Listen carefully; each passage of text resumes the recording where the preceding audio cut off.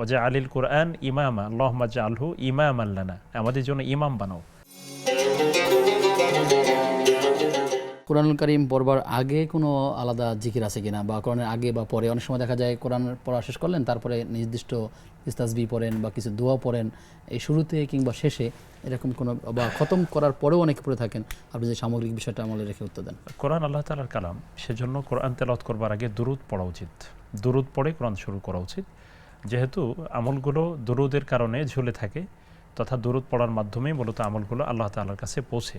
সেজন্য কেউ কেউ বলেছেন এটা মিনাস সুনান, যে কোরআন তেলাওয়াত করার আগে দুরূদ পড়ে তারপরে আউযুবিল্লাহ বিসমিল্লাহ সহ তারপর কোরআন তেলাওয়াত করা দরকার। শেষে যে বিষয়টি আপনি বলেছেন সেটা হচ্ছে ওমর ইবনুল খাত্তাব রাদিয়াল্লাহু তাআলা আনহু একটা দোয়া বলতেন।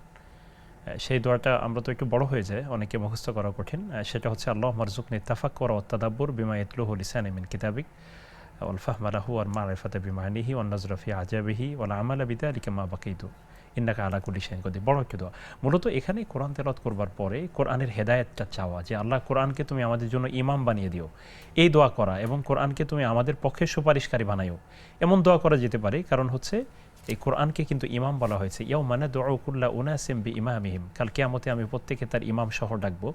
এক্ষেত্রে এই কোরআনকে ইমাম বলার জন্য দোয়া করা হয়েছে। ওজা আলিল কোরআন ইমামা আল্লাহুম্মা জাআলহু ইমামান লানা, আমাদের জন্য ইমাম বানাও।